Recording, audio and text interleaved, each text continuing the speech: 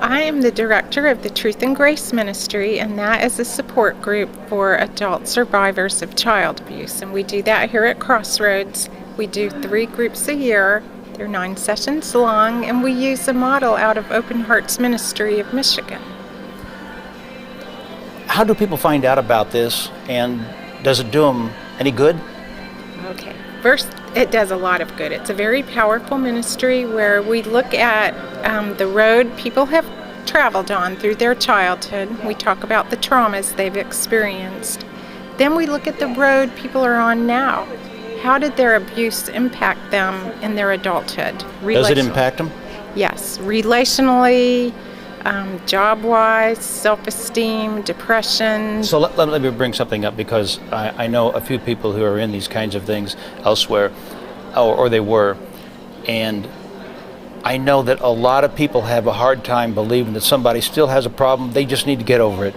And I understand that a lot of people, like Yes. a long time ago, I thought the same thing. Why doesn't somebody just get over it, move on with life? You got to get over it. Isn't that Right. a common thing these people have told you they have heard? Yes, they hear that all the time, and we all wish that it would be that simple to just get over traumas from the past. They would like to. Yes, they absolutely would like to, but many times it's almost like they're shackled by chains of the trauma, whether it's impacted them, if they've suffered a betrayal at the hands of somebody that they trusted and they were sexually abused or physically abused. Learning to trust people can be very hard. Well, how long can that take? Can it take 10 years? Well, Dan Allender, who's a Christian psychologist out of Seattle, says it's a lifelong journey. It take a lifetime to work through these issues, that you work through them, then you rework through them, and maybe dig a little deeper and find other areas where you've been impacted by the abuse. So, are you interested in helping them for 6 weeks? If this problem is so profound, Yeah. where do you come in? Okay. So it's actually 9 sessions long. People can take the class multiple times and dig a little deeper. Sometimes just being able to put words to the abuse that they suffered is very difficult.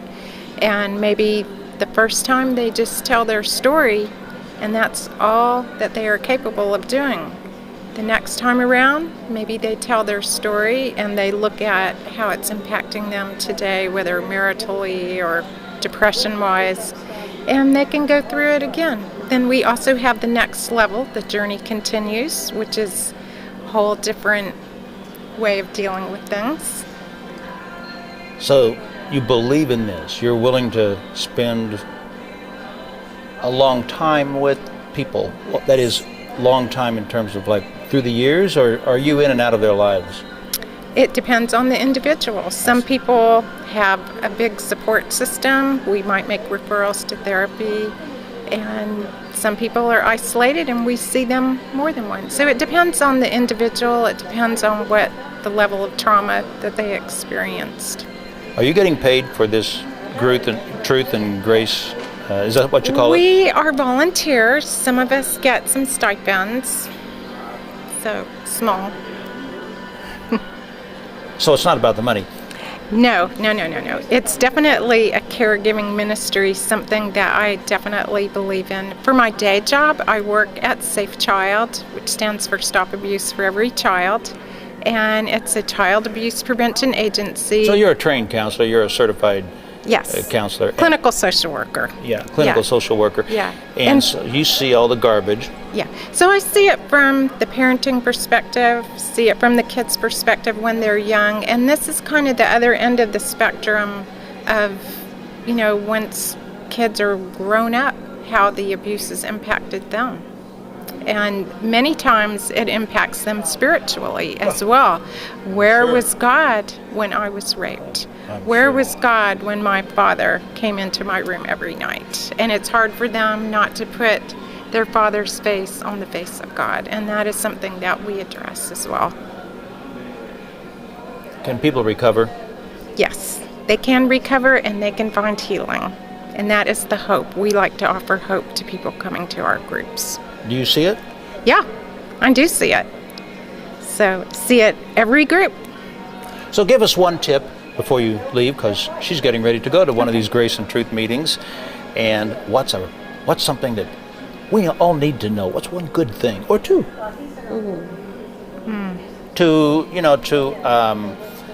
To understand these people. I don't mean to identify them, but all right, but so, whatever it is. Yeah, so a tip to be helpful with these individuals who've suffered abuse, please don't say, just get over it, put it in the past, because that doesn't happen very easily. Be compassionate, be caring, listen, don't be judgmental, and just tell people about the supports that are offered through Crossroads Fellowship, through our care ministries. What if one of the traits of someone is the kind that pushes you away almost violently? You know, then they say nasty things to you, they're mean, they seem to just flare up, and you wonder, do I even want to spend any time with this person? Right. Well, some people do have anger as part of their past from just a lot of things built up from their abuse, and one of the things, calm helps, and just praying for them, and sometimes just quietly pursuing them. So you're going in there now, and I suppose it's possible that some people could volunteer, but I know they would have to have special training, but it could be done, couldn't it? Yes, we are looking to expand the ministry in the coming year to have 2 additional leaders. They do need to have some clinically trained background, social work, counseling, maybe even a former Stephen minister, somebody who could handle hearing pretty serious stuff and not freak out. Yes. Yeah. Well, Jenna, thanks a bunch. This is wonderful work. I feel like what little I know of it, or maybe I should say what I do know of it, it makes me feel like going through the garbage. It is like going through the garbage. Sometimes it's like walking up to the gates of hell with people. But I am so proud of Crossroads Fellowship for being a church who is willing to support a ministry like this, who recognizes the need. And this ministry is going on 20 years now. Oh. Jenna, I need to have you tell us what you just told me off camera. A lot of these people are unemployed or underemployed. Why is that? This is a really big deal. Yeah, it is a big deal. A lot of people who suffer from a trauma also have a hard time, maybe emotional regulation, holding down jobs. Their depression can keep them from holding a steady job. This is like a lifelong disability? I don't want to go quite that far to say that, because then it sounds kind of hopeless. Okay. Because it is possible to recover. Yes. But one of the things I had mentioned to you just a few minutes ago is that the cost of the program is $35 for the workbook for the whole 9 sessions. It is affordable, and a lot of places, well, I won't say a lot, there's a few other places here in Wake County that offer a similar thing, and they charge. And so this is a very easy thing for somebody who needs this resource to be able to come to, and the cost of it means that we are reducing a barrier for getting help. And I still maintain touch with people who've done the group. Even when they're finished, they might call, text, email, just let me know how they're doing. So there's good news. There's good news.